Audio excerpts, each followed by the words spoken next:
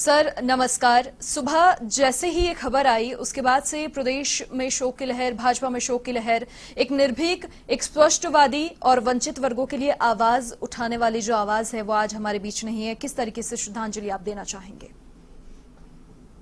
मनीषा जी, जैसे ही मैंने ये खबर सुनी जी। मेरा मन तो बहुत विचलित हुआ और एकदम से ही उनके साथ जो काम किया था हमने अलग अलग राज्यों में, अधिकतर जब प्रवासी राजस्थानियों की ड्यूटी लगती थी तो वो हमारी हेड वर्क करती थी और हम लोगों को ड्यूटी लगाती थी। उसके बाद कलकत्ता हो, बॉम्बे हो, सूरत हो, आपका भोपाल हो, आपका चेन्नई हो, गुवाहाटी हो, कई जगह हमने साथ काम किया भारतीय जनता पार्टी के पक्ष में प्रचार प्रसार के दौरान।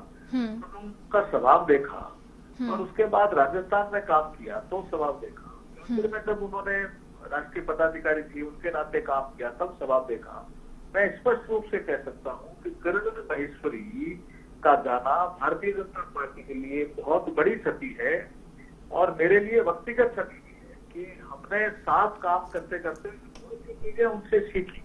बीकानेर में वो यूनिवर्सिटी में डिग्री देने का कार्यक्रम था, राज्यपाल जी को आना था, उसके बाद हमने उस कार्यक्रम को किस तरह से हैंडल किया। तो मैं उनकी समय पर एक तो प्रशासनिक क्षमता भी नजर आती थी निर्णय लेते समय और भावों में भी बहुत स्पष्टवादिता थी।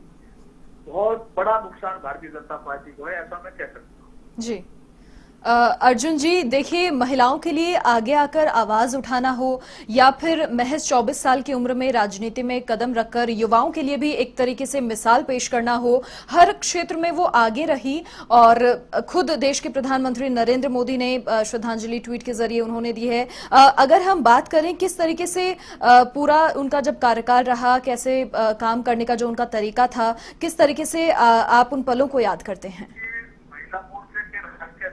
जब उनका काम था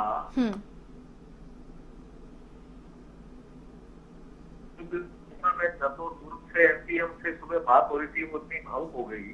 वो महामंत्री थी, जब ये राष्ट्रीय तक महामंत्री थी और महिलाओं के हक की बात ही नहीं, महिला मोर्चा को कैसे आगे बढ़ाना, वंचित वर्गों को कैसे आगे बढ़ाना, उनके जो राइट्स है उनको कैसे आगे ले जाना और महिलाओं की भागीदारी सार्वजनिक जीवन में कैसे आगे बढ़ाना और ये नहीं मानना कि महिला किसी से कम है, इस दिशा में आगे बढ़ना। और वो दर्शना बहन ये भी कह रही थी कि वो जब भी महिला मोर्चे के किसी कार्यक्रम में रहती थी तो वो महिलाओं से कनेक्ट होती थी, अपनी बात करते करते कनेक्ट हो जाती थी। वो जो क्षमता थी महिला जो पदाधिकारी होते हैं, मैं फिर कह रहा हूँ भारतीय जनता पार्टी के लिए बड़ी क्षति है। बिल्कुल, बहुत शुक्रिया अर्जुन राम जी हमारे साथ जुड़ने के लिए और साथ ही साझा करने के लिए किस तरीके से एक क्षति भारतीय जनता पार्टी के लिए ही नहीं बल्कि देश के लिए भी एक अपूर्णीय क्षति है, साथ ही मेवाड़ के लिए एक अपूर्णीय क्षति है। मेवाड़ के लोगों के लिए जिस तरीके से आवाज उन्होंने अपनी मुखर की, अब वो आवाज नहीं रही।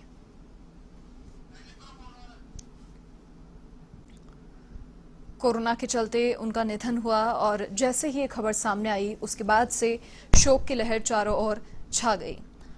दुर्गा वाहिनी से लेकर कार सेवा आंदोलन में वो सक्रिय रहीं।